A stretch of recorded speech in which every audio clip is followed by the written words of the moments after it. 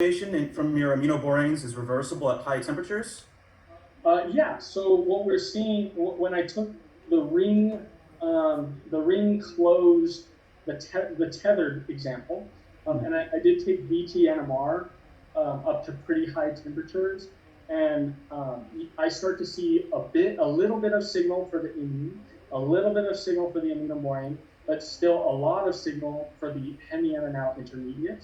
And it just kind of stays at that level. And so I think what that means is we're really at equilibrium. And then as I cool the thing back down, it sort of rests back at the hemiaminal structures. So I do believe there is an equilibrium, but yeah, only at high temperature. Okay, that makes sense.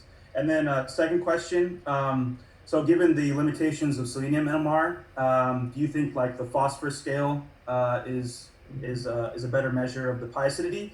And then also subsequent, following that, do you think the phosphorus scale is also suffering a similar limitation as the selenium scale does in terms of hydrogen bonding with the pendant alkyl group, for example? Yeah, that's a hot question. I've gotten that a lot. So I haven't. I wanted to study that with the phosphorus a bit.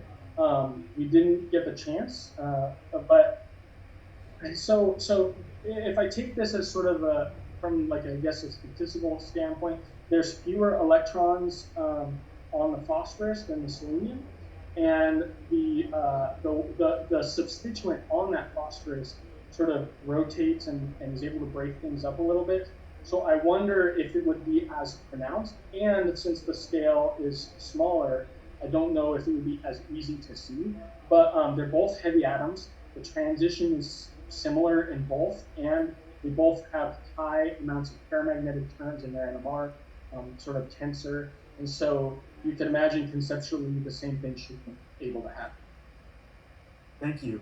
Great talk, by the way. Fantastic job. Congrats.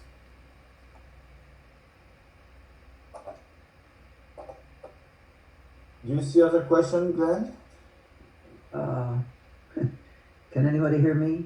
Yeah. Yes. Hi, Glenn, it's John. Hey. A question that I always have when I watch you guys talk, which I think was very impressive, and I always think your progress is impressive, is the terrific emphasis on local views of orbital bonding, which are really not terribly well supported by calculations like DFT, which use molecular orbitals and so forth. Is there a sort of, could you have based all your understanding on the molecular orbital concept versus the local orbital concept, which is pretty much theoretically it's less easy to justify local orbital descriptions from a rigorous theoretical point of view?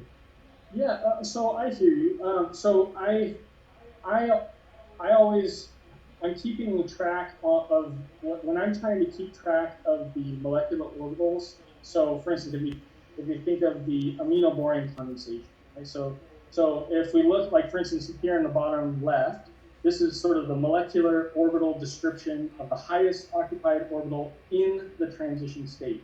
And we see sort of, I see this as electrons moving between the nitrogen and the carbon and oxygen and boron, but you can see the effect of the aryl ring, right? So when I replace this with five fluorines, you can imagine that this orbital would be affected a lot. And so I tend to try to move between them as far as I'm able to predict a trend and then go test it experimentally.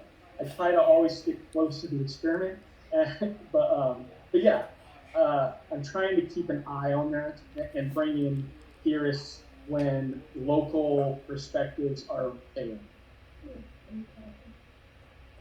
If that answers. Yeah. That's a good answer. I think we've discussed this many times, and I in class and stuff, but I always am fascinated by what you guys can do with these local orbital descriptions. I sort of wish you could do the same with the molecular orbital one, but I know it gets complicated fast.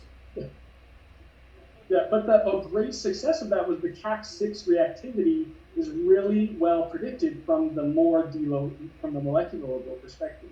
You really have to dig into that to get the behavior of how CAC6 will be. So that is a great example when you have to go a little deeper.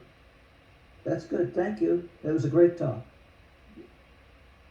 and a pleasure to have worked with you forever. Thank you. Yeah. Is there any other question? Glenn? So far, no. No? Okay, so what we are going to do is to create a waiting room or break room to have only the committee with us, and then we get back to everybody, right?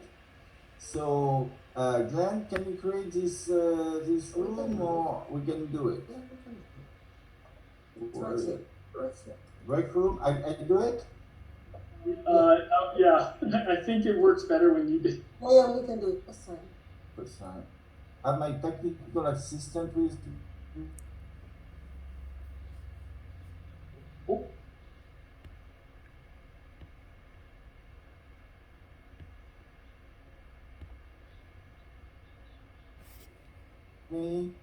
This Oh, one. hello. Where's here? Wait a minute. Leonid, Let me see. No? I miss it.